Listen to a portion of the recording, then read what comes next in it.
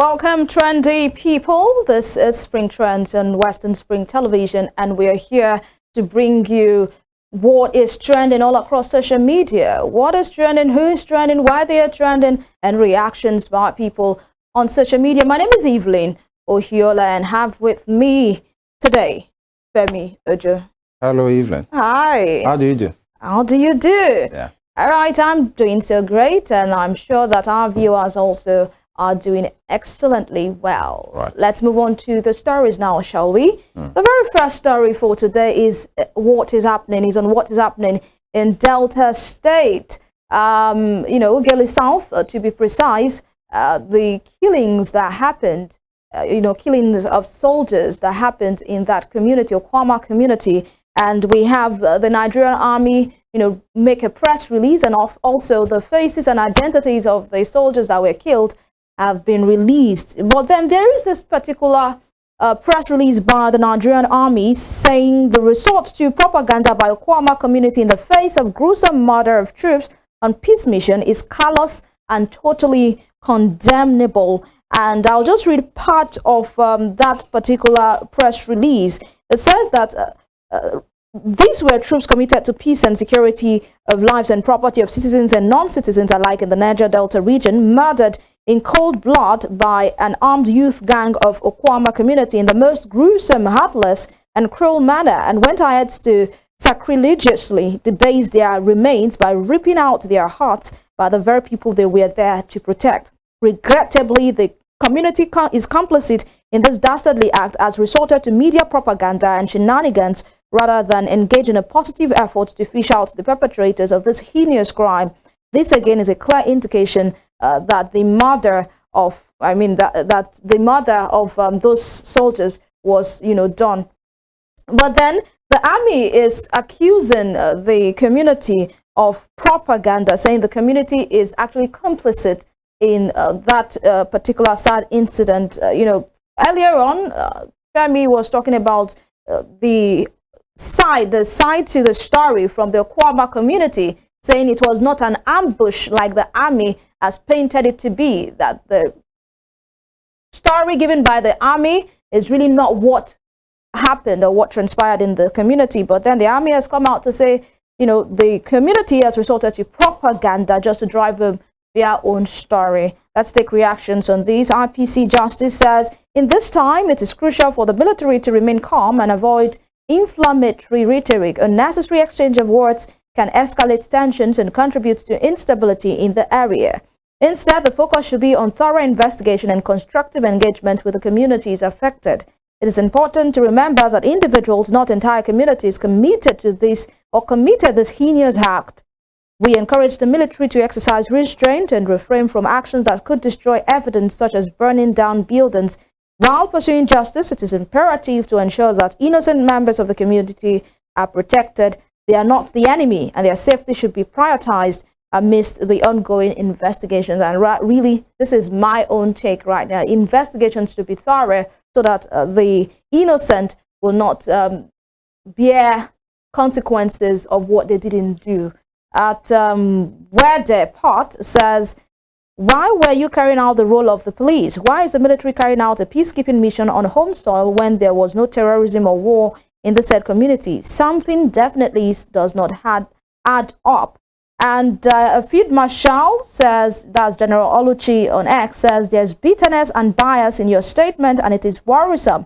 You have told your side of the story, and it is only fair that the community tells their own side of the story too. There's a petition from February 2024 from the Okwama community making rounds, which shows they have complained about a series of attacks in their community in the past, which resulted in the deaths of their people. Isn't this information vital to you? Wouldn't it help your investigation if you care for the truth? What proof do you have to insist that the youth of the community killed your soldiers?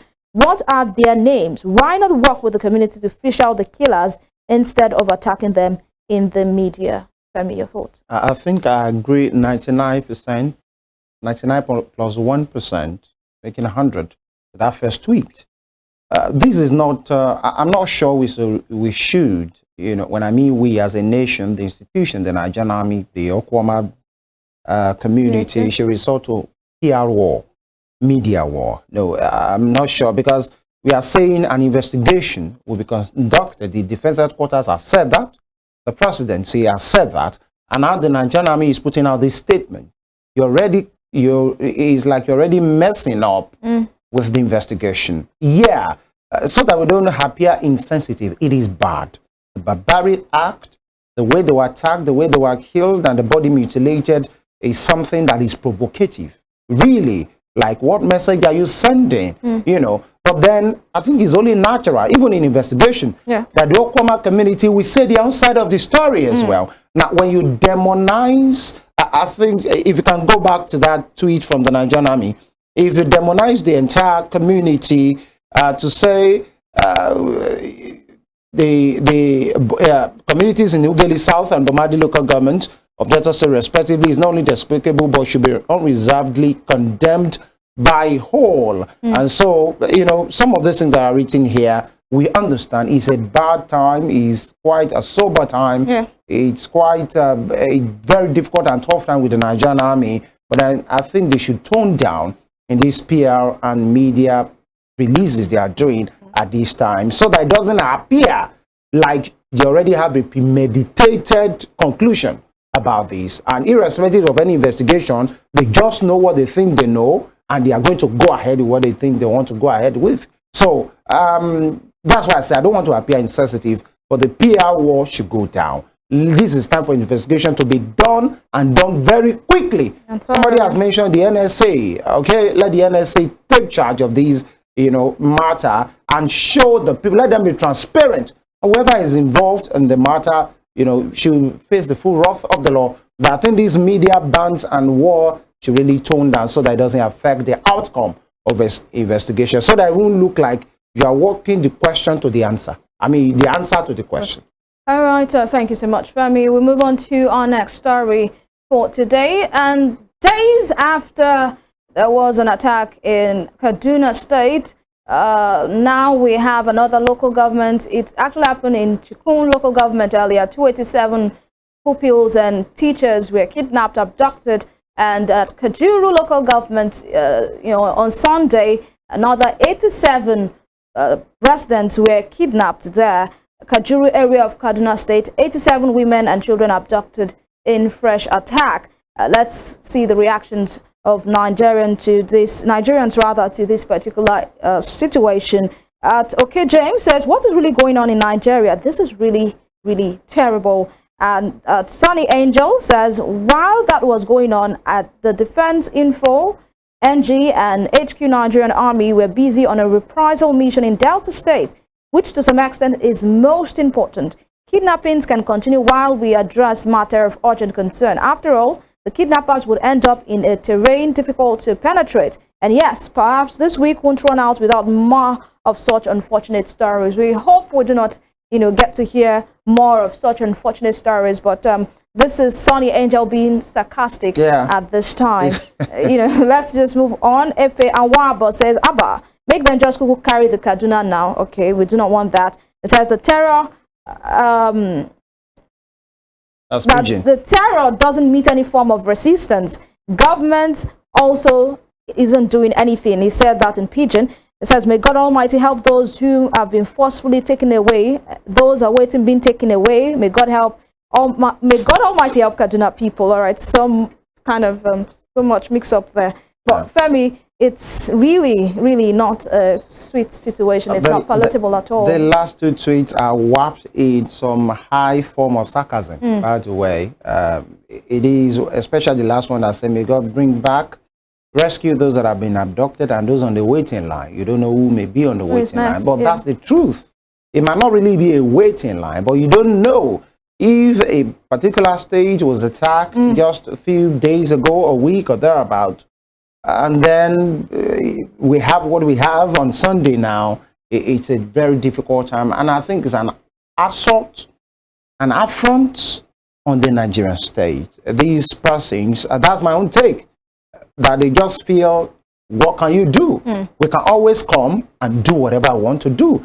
You know, that's account of the last week said, okay, that's sarcasm, by the way, that they will take them to a very difficult place that is not easy to penetrate. And I think that was the response to what Governor Ubasani said that some of the terrain in which they take these abductees to, they are difficult terrain.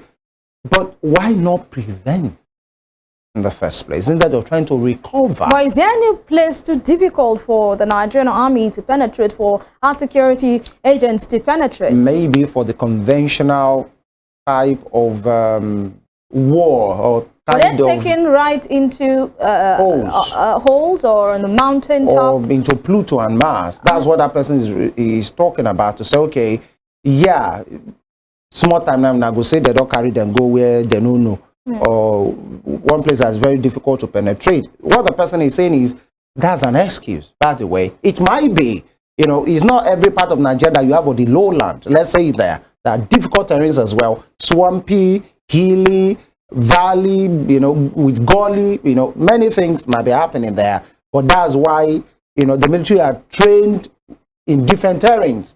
But many persons will say, some of these things are not, I think somebody hinted at that to say, some of these things are not supposed to be military things. They're supposed to be things that could be handled by the police if they are well trained, if they have the numbers, if they have the capacity, you know. But it's just a mess. It's just a messy situation. The best thing we can do is just to hope. We have been hoping. It keeps happening. And then it appears, let's just say it as it is, like you are just here with you and your head. If you are living in the metropolitan community, possibly you are fine.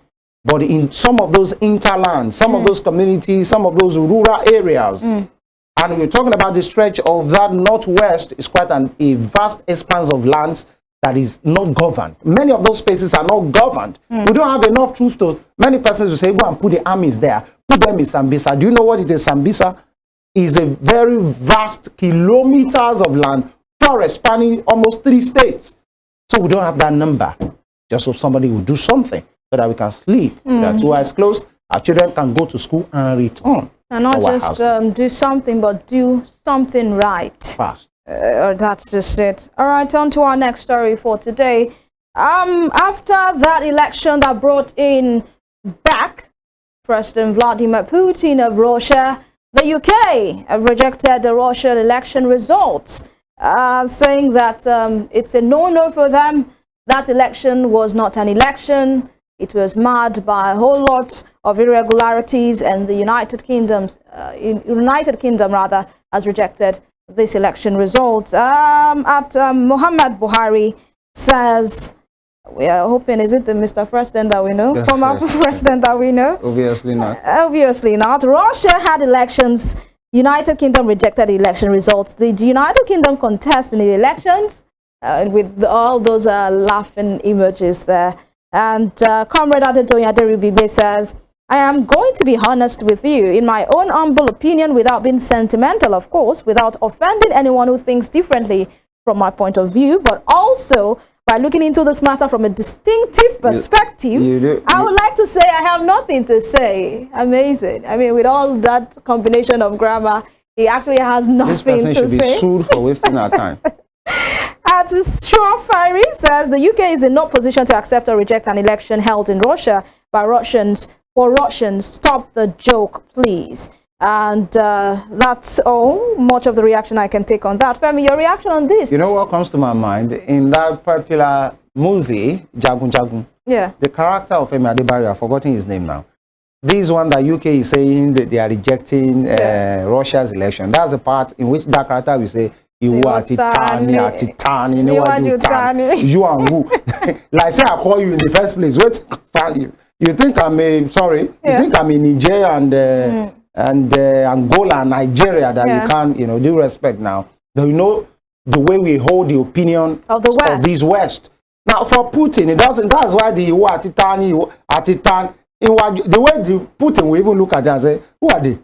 Who are these people? You're talking about Russia, but then it is what it is that, you know, that election, we all know how did we end because of the stifling of the opposition figures, their voices right there. It is what it is from the Soviet Union era to the modern day Russia. Now, this is somebody on his 5th time. I think he has that. There is a state capture here. This is a real example of state capture. Everything lands, falls, rises, and hangs with Mr. Putin in charge right now. He has spent 24 years. He has the mandate of the people, for another 6 Russian years. people, for another 6 years. For the UK, they are saying they are rejecting it. Go to court. They should go to court. And meanwhile, this is one statement that some Nigerians would actually have paid anything for to get in the last election. You know, there was a time people were dragging the West to reject the election result, especially the presidential election result of Nigeria in the last election. And they kept, you know, calling on the West, calling on the US, calling on the UK, exactly, to make categorical statement and say we reject this result because it was marred by violence, marred by irregularities, but we didn't get any of that. This speaks to our mentality of seeking validation. But one thing I want to ask Femi, if the UK at the time, the US and the West at the time had rejected the presidential election result we had back then, what would it have done I think for us as a nation? Maybe they might have imposed some sanctions, you know, or go after some key stakeholders who they feel have messed with the election, possibly place a travel ban of them. You know, we've had something like that before. And so the people will be happy to say, that UK, that US, well, now they go. Now, no go fit go there again. So we are stuck here together. But when you flip it to the other side, I think it's that time we stop having this validation. From the West? Yeah. The world is a global space. You are not there alone. We know. And everything must be done in the best practices. But the thing is, in as much I'm not endorsing what happened at the election, but so many flaws at that election. But the thing is, it's not perfect anywhere. The only thing is, don't let it be like a pattern. Like the people are helpless. Like there are individuals who could say this is what we want, and that's what they will want. If the people want it, fine. If they don't want it, fine. So that it doesn't be like the state has been sold out to few individuals who will always dictate and give us what they think and not what we decide. So that's the thing. But for Putin, he doesn't care. Let UK, US, France, and everybody say they don't approve. It doesn't matter to Putin. Okay. That's what it is. We move on to our next story for today, and which will be actually launched by a video. Let's watch this video. We'll come back to take reactions. I'm here because of my child. I am EE. She is AS. And when he was 2 years, he was diagnosed to be SS. Have you repeated the test? Yes. I've repeated the test twice after that.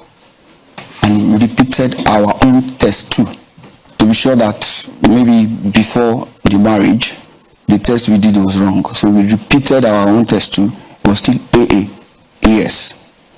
So I was confused, and I don't understand what she was saying. She was mentioning some things that were not resonating with me.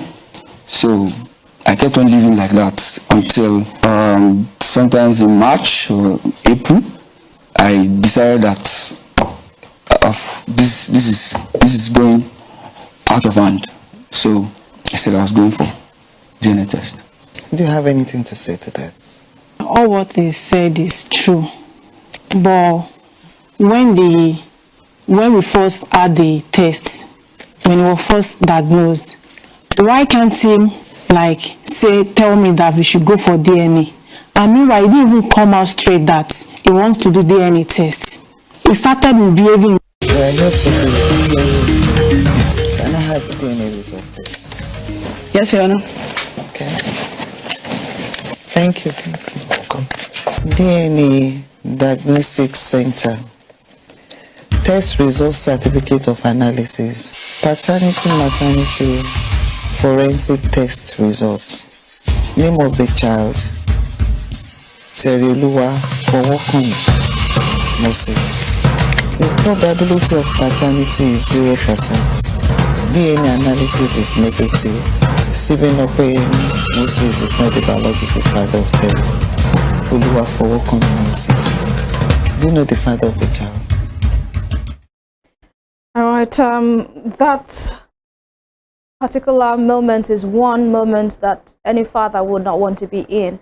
I mean, you have thought that this child is your child, raised this child as your child, and at the end of the day, you realized that this child isn't your biological child.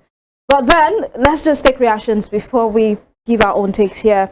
Now, Damia Tenuga says, husband drags wife to court. Why is AA? She is AS. Their son is SS. How come?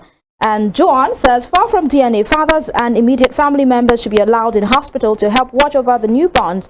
Sometimes nurses swap babies. Ike Montana says, DNA test should be mandatory immediately after childbirth.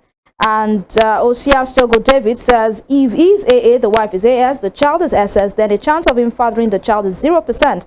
This can't be categorically called a paternity fraud. The possibility of a child swap could be there. However, wish to see the result of the second test the judge ordered. That could explain better and give true facts. And the second test the judge actually ordered is for a test to be done between the mother and the child to actually confirm if the child is also for the mother. Because there's a probability of a child swap. We've had a nurse come out, some time ago to say, we swap babies. I swap babies just for the fun of it. I see a new child, I found out, and I'm like, they won't even know that this is not their child, and I swap the babies just for the fun of it. That's witchcraft. Just for the fun of it. And do you know how many homes would have been destroyed because of that? Just because someone wants to have fun. I mean, she needs to get her brain checked, really, because that's not, she's not mentally stable. But Femi, your thoughts? When I saw that video yesterday, and the one thing that came to my mind is just one thing that Fashola said, former governor of Lagos State, is, may our loyalty not be tested. I think it's a serious prayer. Yeah. Because that man, the way you're looking at him, you can't know the things that are running through his head. That's one thing. It's better for you not to even know. Let whatever happens in Vegas, let it stay in Vegas. As they say, proverbially now. But then it is what it is, so that we don't demonize the woman. Yes. There is a chance that the child might not even be hers. Might be a completely strange child. Now, it is the test that we confirm if actually they have a completely strange baby in their home. But then because of what we have been hearing over time, paternity fraud that has been made quite, more known right now, because I think it has always been there. If you ask me, I think it's just the advent of the social media that is making these things more known. Somebody said something and said, if you are going to take DNA test, you're going to take the last 40 or 50 years, many firstborns are not their father's children. Their papa get there. I have said that too. You might just never know. You where they claim inheritance, you not even belong to that house. But then it is what it is. We have to round off now. In 1 second, Femi, do you think if the test runs out to be negative for both the mother and, we've known the one for the father, do you think they should still keep the child? Just 1 second, Femi. The ball is in their court. Okay. And that's where we draw the curtains for today. Thank you so much for your take, Femi, this morning. It's been wonderful. I appreciate it. And to you, our viewers, we appreciate your time. My name is Evelyn Ohiola. Have for yourself a good day. Bye.